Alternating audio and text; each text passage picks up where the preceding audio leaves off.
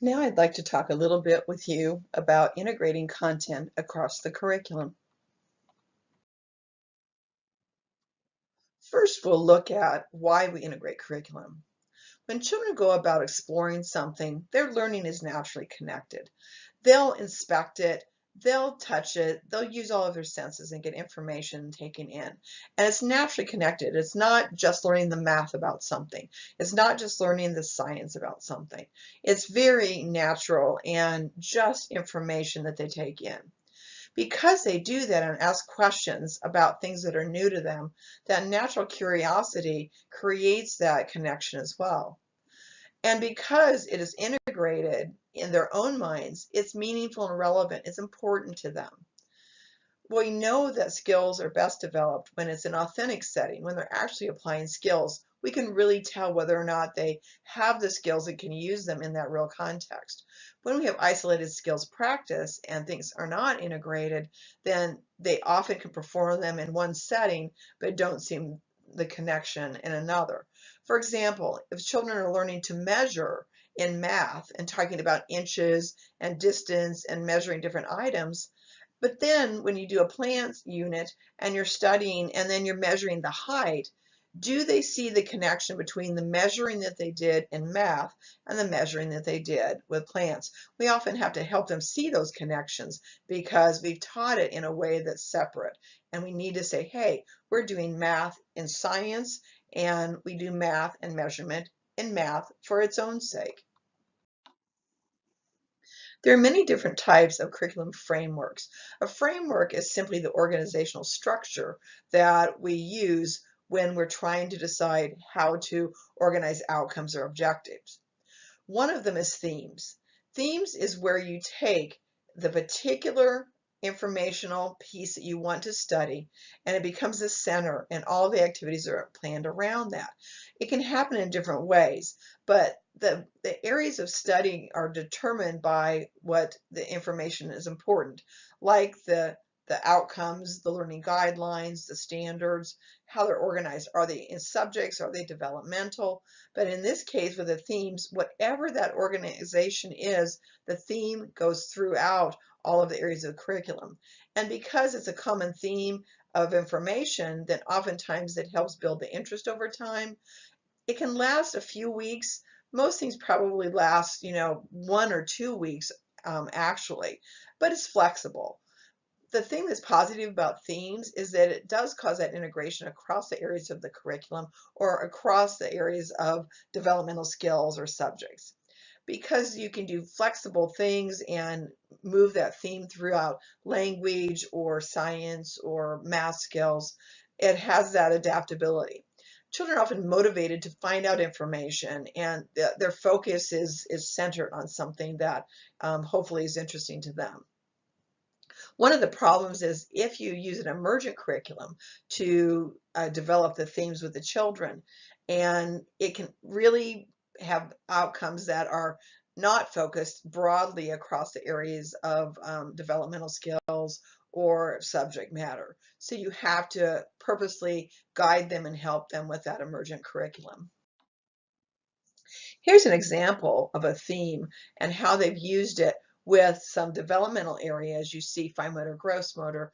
The books that they have listed are probably what we would say are literacy skills or language, listening skills, comprehension. They also have some snacks listed here. They're not necessarily related to this theme. The sensory bins that they have do relate to some of the aspects of the theme of transportation here. So this is one example of how you can move that theme across some of the different developmental areas or curricular areas that they've predetermined. Another type of framework is subjects. And subjects are very common, especially if you're doing projects or different kinds of areas of study in grades, first grade, second grade, and on. Subjects can also be used in kindergarten as well, and even in preschool. But that is where you take a content area that is a typical area and you organize the ways of learning by doing that. You might have a writing center, a reading center, a science center. So aspects of the day are organized according to subjects. The learning environment is according to subjects. And there may be a scheduled part of the day where there's some units of study that tie things together, but they're done through the aspect of using the subjects. That's very familiar to both teachers and parents. Actual tests, standardized tests, measure these subject areas if we're using those. We can, of course, use authentic assessments as well. The limits is when we have these separations, it often keeps the children seeing the connections and sometimes keeps the teachers from seeing the way that they can connect when they're trying to work with a theme or even a project over time. Here's a very simple web that shows a subject matter framework. So the main idea, the theme or unit topic is in the center, and then you decide, well, how can I connect this to these other areas of the subject matter? Here's an example of planning with themes, and they've used a couple of subject areas here. They have literacy development as one of them and how they're integrating the stories about the jungle, which is the theme here for the week. They have a math and science exploration section, and then they also have motor skills. So it's a little bit of a blended approach, and I'll talk a little bit more about that. But you see here, at least where I have the arrows pointing, the literacy and math and science are subjects that they're using to integrate the theme across. Here are two other kinds of frameworks. One is probably very common, often used in preschool programs, definitely used with children who are under preschool aged, are infants and toddlers, that are developmental areas. So physical motor, fine motor, gross motor, the cognitive, social emotional, linguistic development. The curriculum framework and the outcomes are organized by developmental areas. In early learning guidelines, many of the areas are in development as this, but some of them are also a little bit more subject matter oriented. Again, kind of that blend or that hybrid that we'll talk about right around a couple of slides. Another one that I left in here, even though it's not commonly used as much in preschool programs, is accumulation of facts. And that's where you are teaching vocabulary. We think about this more in high school, like what are the principles of biology you need to learn? What's the information about cells? But here you could also be, we're learning colors, we're learning numbers, size, shapes, different kinds of labeling things, naming, those kinds of facts. That can be part of outcomes in a curriculum. It isn't often at that level the organizational framework for them. The strength of that is that children do gather information, labeling vocabulary, because they're first experiencing things and they need those labels to go on. But they have limited skills in terms of memorization if we don't draw connections and make the meaningful learning happening in our curriculum. Here's a very simple web of a developmental framework. So again, you see the central idea, unit or theme, that is then organized throughout this developmental framework of physical, language, social, emotional, cognitive. And so you look at what are the ways I can take this theme and use it in physical motor, fine motor, gross motor activities. How can I relate it to emotional content? How does that relate? Here's an example of a developmental framework that has just a few little activities there for our example. So with plants, which we tend to think of as, a science focus, but here we're looking at it from a developmental framework. Under cognitive, you see where there's some identification of going identifying plants in a walk. That would be kind of science outcomes, but we would put that under cognitive in a developmental framework. The physical is actually going on the walk, playing a game like the farmer in the dell, but it's the farmer plants the seeds and they act that out with music and movement. Language, they might dictate stories or the names of the plants they're identifying, collect items, draw, dictate stories. So you can see just a few of these examples of how the activities that you design that are informational, pieces about plants can be organized through this developmental framework. Now, I mentioned a hybrid model. Many ways you can do hybrids, but often is common in preschool programs, early childhood programs, is a blend of developmental and subject matter. So you have that again, the central idea or unit or theme, and then you often will have social studies, math, science, reading, writing, but also you may have socialization, physical motor. This here is talked about as movement in this. Also those supplemental areas like art and music, and even in this particular model included technology or computers. So it's just a different way of organizing the curriculum, taking into account maybe the subjects that are organizing in our outcomes, our guidelines or standards, but recognizing these other aspects like social development or emotional development that need to also be addressed. Now we'll talk specifically about techniques for planning units and themes and projects. So starting with units. Typically what we do is identify the particular content that we want to cover. Units sometimes are conceptual, so they may be things like colors or shapes. They could be other areas of study like plants in science, or a particular story that might organize it, like Chicka Chicka Boom Boom, and you're using letters and shapes and colors and connecting it with a story, actually a piece of literature. So when you decide a particular area of content, then you look at the goals for learning. What is it you're going to address? You can refer to early learning guidelines. You can use goals on objectives that might be determined for a particular district or school, and figure out what it is you want to accomplish by that, what information you want them to know, what skills you want them to demonstrate, maybe what attitudes or values you also want to address in a particular unit. So typically that topic is studied in the separate subjects throughout the length of the unit. It isn't always as integrated, but in this section, how are we going to address it in a science activity? How are we going to address it in a social studies activity? Or how are we going to address it in the writing center? So they aren't often as connected because they're more limited focus and limited time. Here's a couple of examples. So when we have a plants unit, typically a lot of the outcomes would be in science. We might have some connections with language as they're observing, drawing pictures of the plants that they see or the growth over time, dictating stories, so they're expressing oral language, maybe doing some beginning writing or invented spelling, creating those kind of images and representations themselves. But a lot of the learning outcomes in terms of the factual information, the vocabulary would be in science. Community helpers would be a social studies outcome.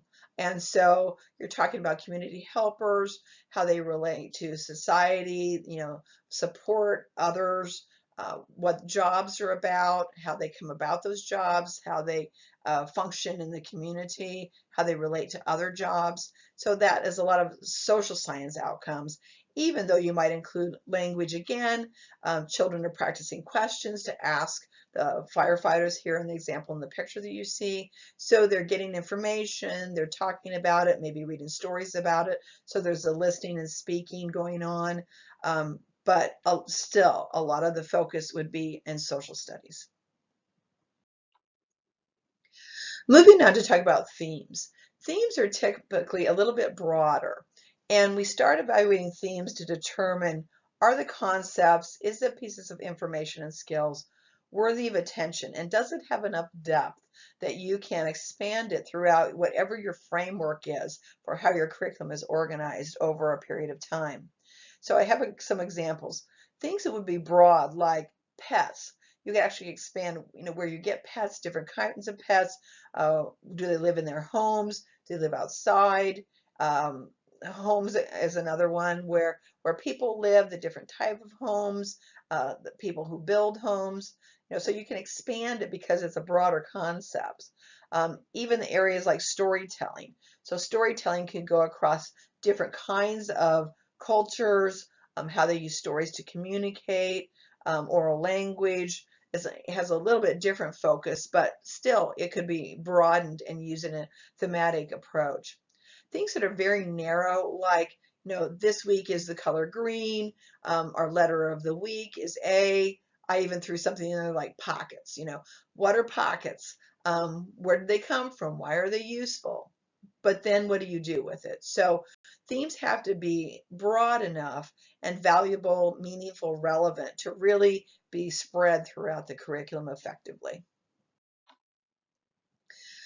With theme teaching, you want to definitely have the children really connected, have first-hand investigations where they're going to explore places, they're going to talk to people, they're going to get information, and it would address all the subject areas or all the development areas in however your curriculum is organized.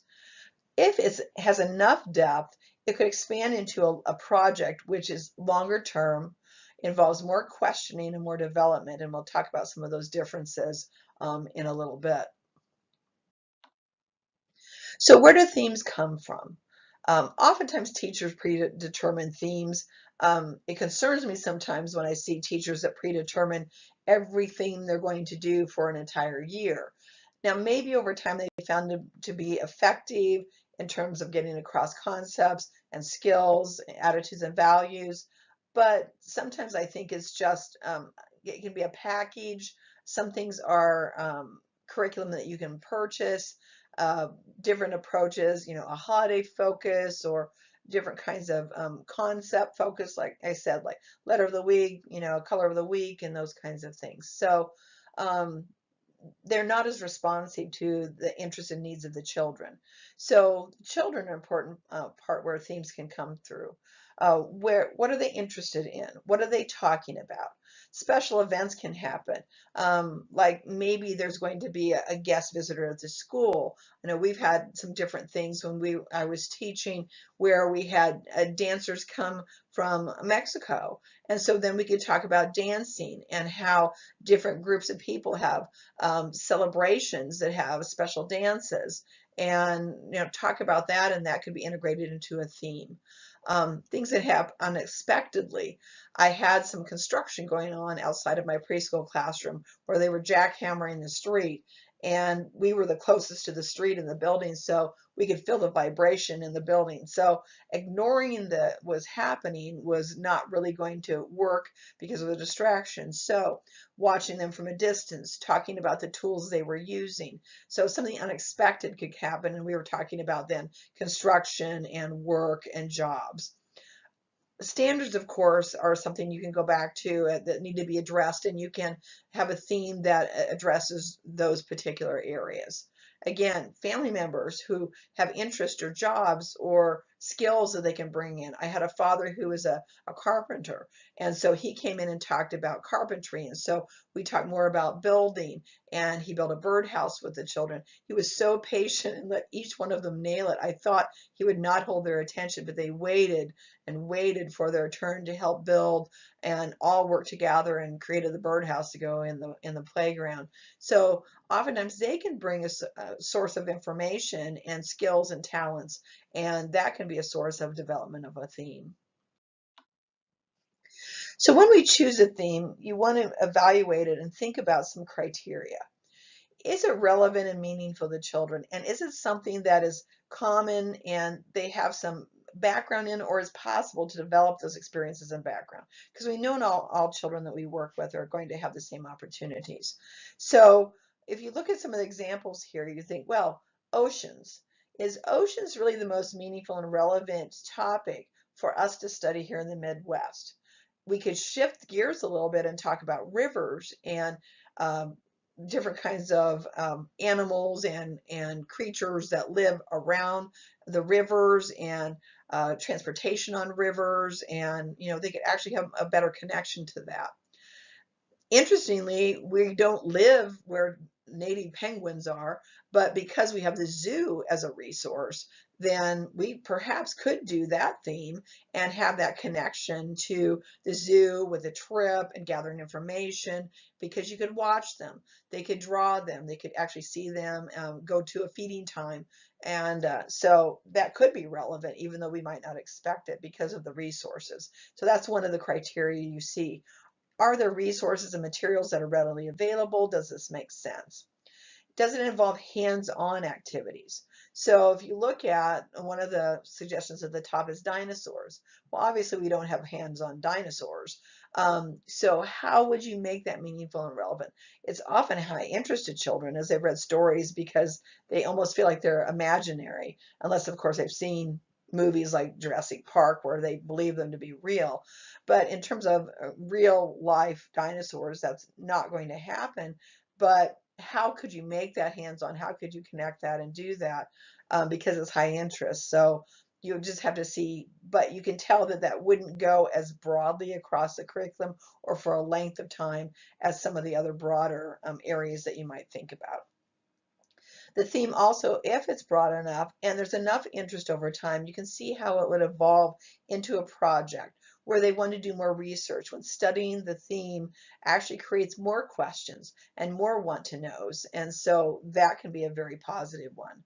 So, think through those themes that you see in the image there. And, you can think in your own mind about what you think meets the criteria. Which ones would be difficult to do?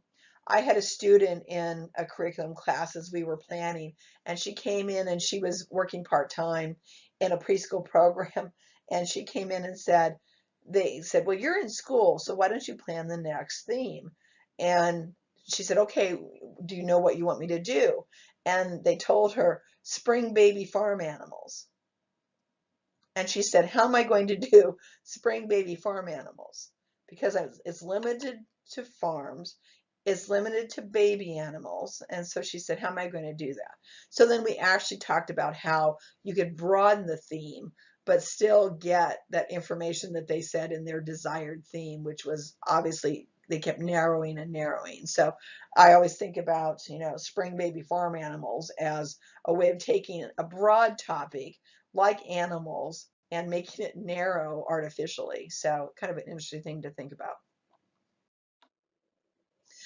Here's another thought of organizing themes to the centers. And this was something that I always kept in mind. So this particular example has birds here. So what kinds of things might you put in the centers or activities that you would introduce into a center so that it would also interconnect the theme? So not just the activities that you plan in the different developmental areas or subject areas, but what ways in the center is also reflective of themes. So here they have one with birds. So like making little bird nests in the art center or in the writing center using feather pens and ink and different kinds of things. So it was an interesting way to think about that.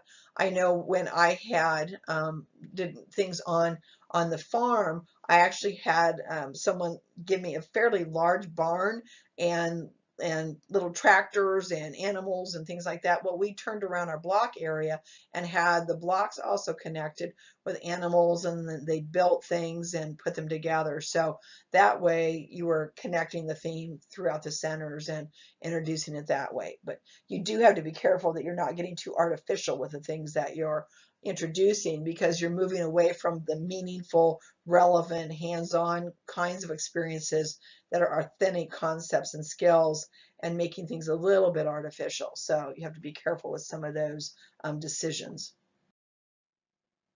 Here's another way of looking at planning a theme. And this particular one, it actually is combining somewhat of a accumulation of facts approach along with some developmental areas and with some subject areas. So it's definitely a strong hybrid. You see things like literacy and math, science and discovery addressed, but then you also see fine motor skills in a section and songs for music, imaginary play that they have suggested, because they're doing 4 elements. So they're doing wind, fire, the earth and those aspects. And so, but you also see at the top, it has things like phonemic awareness and letters of the month. So it really is looking rather at kind of accumulation of skills within that, even under the math area where they're talking about counting by 2s, counting by 5s as skills they're working on. So have many things going on, but several of the aspects do tie the 4 elements in across some of these different approaches. So there's lots of ways to go about doing this. When we think about curriculum, we also have to start looking at those foundations of what we're teaching, what we want them to master. So we look at terms, vocabulary, facts, principles, and we may brainstorm those as teachers. We may brainstorm those with the children as well. And then we look at them up, make sure we have good background knowledge, the accuracy that we need, sources of information that we're going to explore with the students, and we're selective in what we do so that, again, we're choosing the things that are meaningful, we have resources for, there's opportunities for hands-on, minds-on activities for learning that material. Here's an example of something that we often do in terms of brainstorming and planning. It may be the teachers doing it, it may be in combination with the children. So this is a concept web. The concept web is taking the topic, and it really kind of goes at that KWL or KWHL chart. But here you're starting with, what do we know about? And you get at vocabulary, you get a area of interest, and then, as they brainstorm, well, here's different places that we could study, either the teachers or the children, or combination coming up with that. So here we have animal habitats, deserts, rainforests, tundras, and just started brainstorming. Well, what would you find in the desert? What do we already know about? An interesting way of doing this is we think about concept webs at the beginning and measuring what it is that we know, but you can also use that particular approach and do that at the end of measuring. I had the opportunity to watch a student teacher closing a unit where they had been studying spiders, and I watched her do a closing activity at the end of that particular theme. And she sat down and she drew a circle in a big piece of chart paper, and she wrote very small letters in it, spiders, and then she asked the children to brainstorm what were the things that they had learned about spiders. And so every time they gave a suggestion, she drew a line out, and then she wrote at the end of that line what it was they were talking about. So they were talking about the body parts of the spider that they learned and named, the fact that they have 8 legs, make webs. And so she had them review those, and then after she had done quite a few, then she said, okay, she said, those are many of the things we've learned. She's reviewing and closing the activity. And then she took her marker and she extended the lines on the end of those, and then drew the face in the middle of the circle and created a spider. And so it was very high interest, and they were excited and surprised when they had it, and they double checked to make sure that the spider that was the concept web actually had 8 legs, and so they were very excited. But it was a nice way of reviewing it visually and really taking back to the concept. So it almost became rather the idea of a pre-test and a post-test in terms of assessing learning. So it actually was very effective. So once we have our facts determined, and maybe we've identified the concepts and skills that we want to include in our theme, then we're going to plan the activities. And we're going to link, what the factual information, vocabulary we want to learn, and put it in activities so we can draw those connections. So you brainstorm. So this one, the particular areas, changes in the trees around us, was probably what came from things that they were noticing in the environment in terms of fall. And so you see the big broad circles that surround them are questions, and questions that they want to have answered, and how they're going to go about doing that. In what ways do they change? What are the parts of the trees? Where can we see them change? So the questioning kinds of things are great interconnections. And then the planning has a lot to do with how they're going to do it. This particular one was made by teachers. You see that notation down at the bottom. So they're brainstorming that, and hopefully then they'll go back and they'll identify, what are the questions that the children have and share the interest in, and make some selections in what they're going to do in that particular area. So as you're planning and maybe developing that weekly plan, you look at the things that are going to be topic related, whether it's a group, focus, followed up by some small groups. Is it going to be center-based, that you're going to include some choices that are related to that particular theme? So what's topic related, what's non-topic related, and small group, whole group, individual choices within centers. including all the domains or developmental areas, subject areas, again, whatever your overall framework includes, and then gathering the materials that you need to carry out those activities that you've now mapped out over a week's time in your daily schedule, your weekly schedule or intention. So as you carry out your plan, then you're going to start watching them, listening to them, uh, thinking about the questions, what kinds of things expand in their interest, maybe extending it. Again, broadly enough, it could go to enough questions, enough interest into a broader project. Communicating with families can happen when they can help get resources or just so they know what the outcomes are. They're better able to ask the children about what they're studying and what they're experiencing. And then of course, we're documenting their learning as we go along. So you see, I included a little section of, they were talking about jobs people do. And so this particular theme, and then they measured some of the development. They talked about that. They have using the pictures and then some descriptions of what the individual child is doing. And that can be used for communicating to the families, having the documentation of learning and evidence of student learning yourself. So you can assess how effective is this theme and unit of study and meeting the outcomes that you predetermined that you wanted to address. So moving and extending learning with projects, oftentimes they can be an extension of a theme where the interests continue and you just keep expanding it. And sometimes it's intentional choices in very broad ideas, especially when the children are coming from their interests and their questions. And they have a lot of energy and enthusiasm and interest in what those are be about.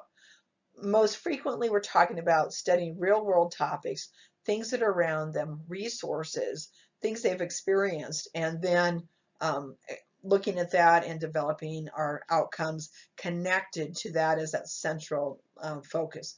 You see on the little picture, there was a particular aspect of winter that they were studying relevant to the season they were in. And there's photographs and images and representations and things that they made. So this big documentation panel was a way for them to document the learning and the evidence and things and share that with families in this particular case. So when we teach for the projects, oftentimes we think of these as being child initiated. You know, it can be they're playing, they're using materials, they're outside, they notice things, they come to school and share interests, they bring objects to show others, and you see those connections start to grow. And so you extend the theme based upon what they want to know, what the questions are, what the curiosity is. Sometimes it's pursued with small groups doing particular things to build to a large project, and again, starting some individual interest. I had the opportunity to take part in a preschool program for children who are identified as gifted or talented. They were in the top 2% of the IQ measures, so they were in the 90th percentile. They were a mixed age group of 3-year-olds and 4-year-olds. And so they used a model called the Renzulli model, which is basically a project approach in a way. So they had a theme that they were looking at. They were somewhat child initiated, definitely thought they would be high interest. They had the resources, they had the experts to come in and talk to them, to the whole group.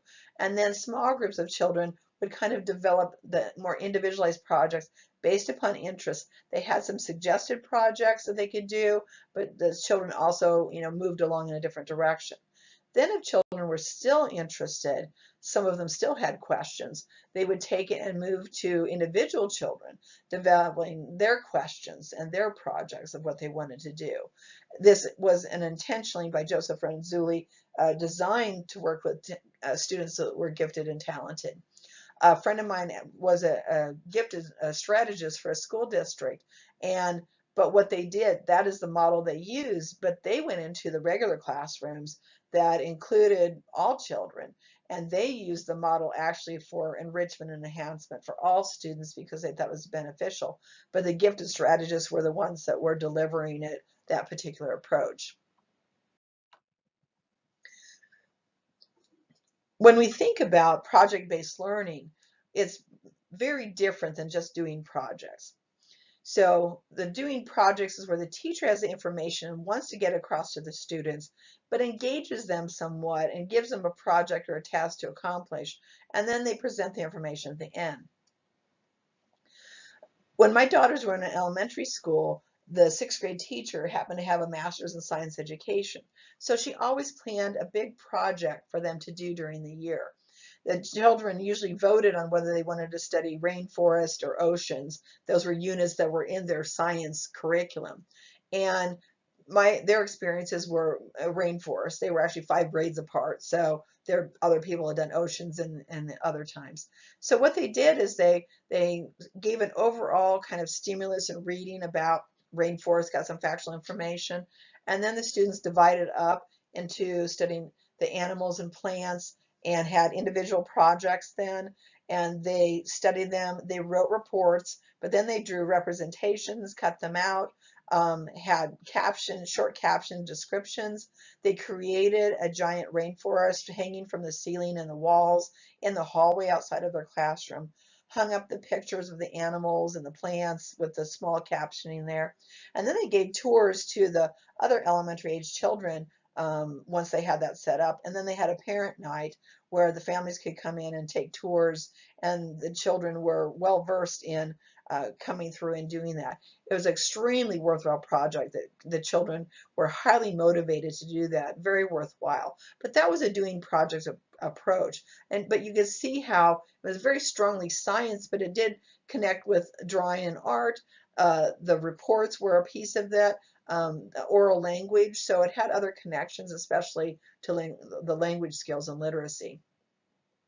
A project-based learning approach, though, is where the teacher poses a question and you find out what the children know and don't know, and especially what they want to learn about. And you can do some guiding in terms of the questions that you pose, but you're building on the interest that you want to extend, and then you have them decide the problem to solve, the information they want to get, figuring out how to do that, how to get there, develop the skills of researching, writing, representing it, and then answer those questions. And then if there's enough interest, go right back around with teachers posing questions and asking more. And that's why the project extends over time.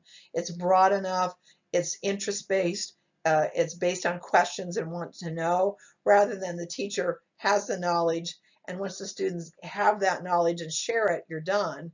This way, it continues on and expands, and oftentimes the project first intention expands more broadly as the questions are posed. So when we use a project approach, the first step here, again, just like with themes, is choosing a topic. So it may be a curriculum, expectation of something to study, but it is something that you determine is high interest, or you can tweak it a little bit to broaden it out and build it out of the curriculum that's expected. It could be, again, local resources, information, like in our case, the zoos, the art museum, different kinds of things. If you have access to taking the children there, virtual trips can also, be something that you use too. But especially using children's interest. Again, what they're talking about, how they respond to books and stories and information and things that they ask questions about. Those what is it questions. Having people visit, taking them places, even just nature walks. What do they notice around the neighborhood? What kinds of things that draw their attention? So then once you determine a topic that has value in terms of expanding it throughout your curriculum and strongly doing so, then you check their prior knowledge and experiences. That's that KWL approach. So it's asking questions. Well, what do you already know doing a concept web? What would you like to know? Maybe doing a question web or a question chart. And then talking with them about how they want to do that. What kinds of things do they need to know? Where can they get the information? What people might know something about that?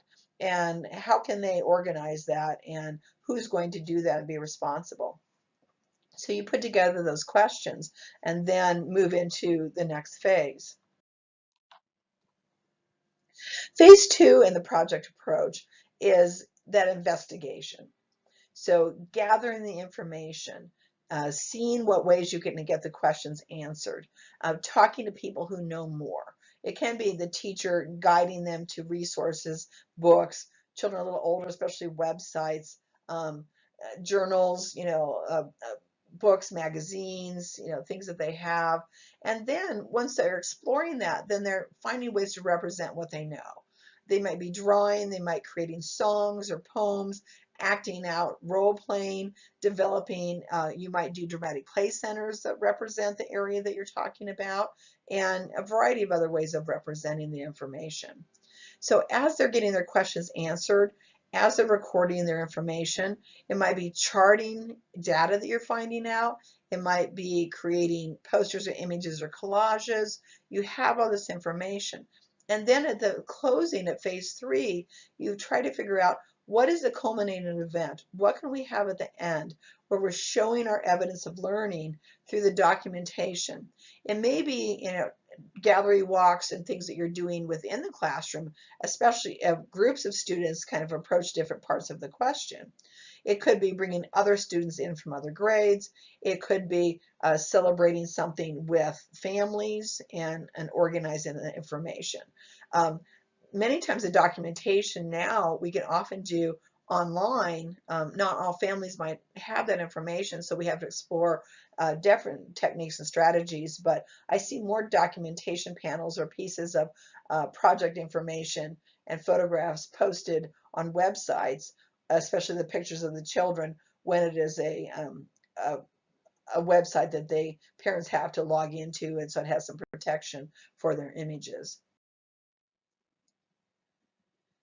Here is a great resource on the project approach from the Illinois Early Learning Project. This has been a long-going project approach site, and it has lots of information, training, background, definitions, talks about the phases here. It has lots of examples too of other projects that have been done that might give you ideas for things that have been effective, of high interest, as long as it's relevant to the children and where you live, because some of these are in Illinois, but also from around the country that people have submitted to the website. So it's a great resource and something that you might want to check out to get ideas as you're thinking about how you can expand maybe some of your units or themes into longer term projects to integrate the curriculum and help build those skills and those learning connections, for your children.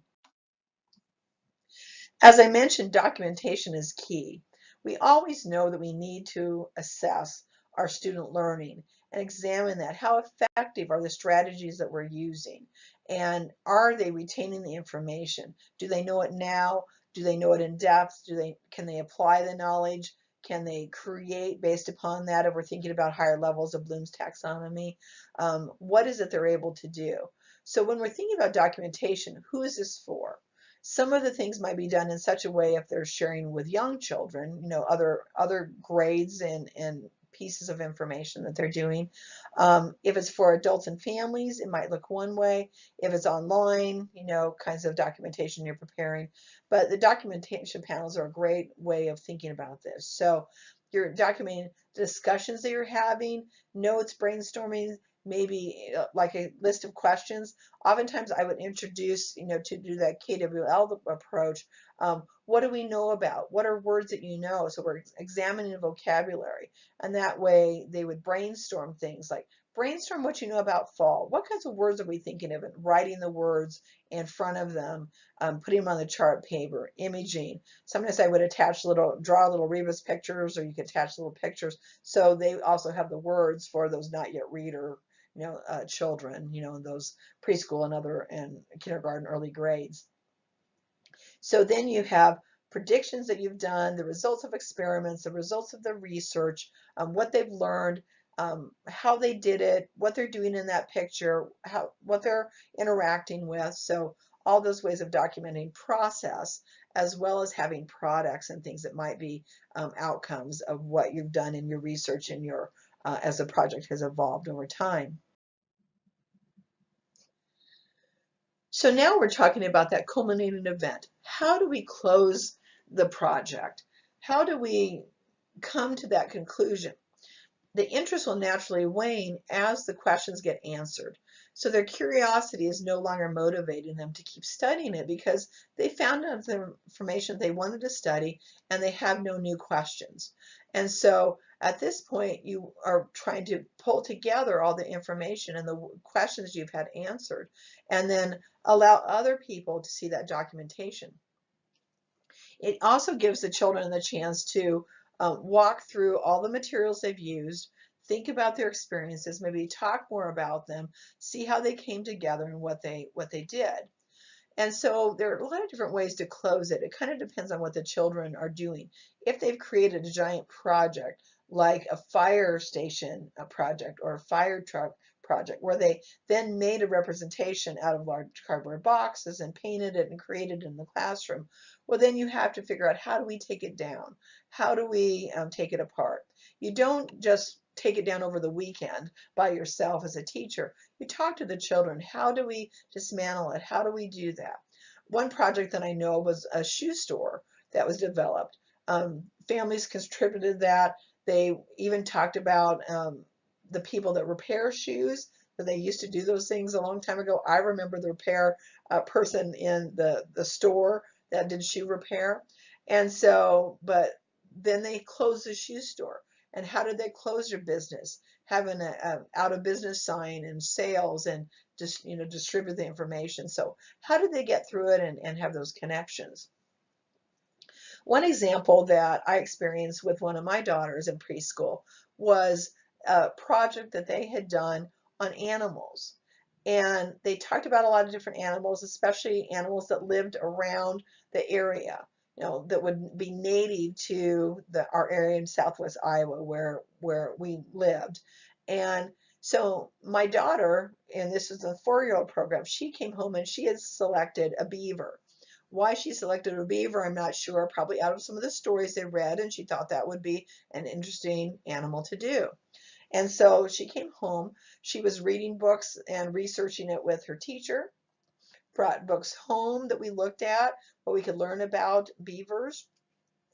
We happened to have, my parents had a beaver dam on their farm. My dad was so excited about this, so he took the 4-year-old and other, my other daughter and her friend and myself, and we bounced across the field in the pickup and went to the creek to go see the beaver dam. So he helped her find the little chips of wood that came from the biting off of the trees that they uh, tore down or cut down with their teeth and that created the beaver dam. He even cut off a stump with a chainsaw so that she could have the stump that had the bite marks on it and the angles.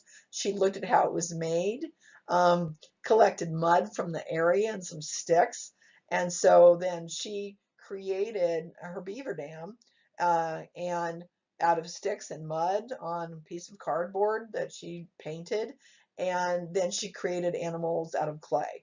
That's what all the children did. So they had studied this over a period of time. They'd read about different animals and habitats. The children selected what they were most interested in and researched that.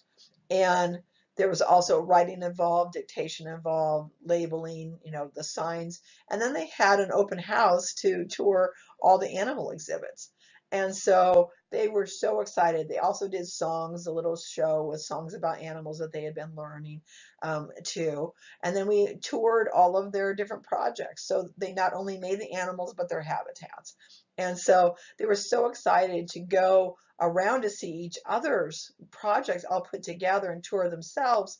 And then they say, you have to go see Joey's snake. It's so cool. And so they were excited that what the other children had done. And so they were curious to learn about their projects and to show them off to all their families. So it was a really great example of thinking about doing that project approach with 4-year-olds and the type of research and expansion and skills that they used to do this and the oral language they exhibited in terms of sharing the information with the different family members and the other children. So it really was a great culminating event for them to experience and close down that whole project and area of study.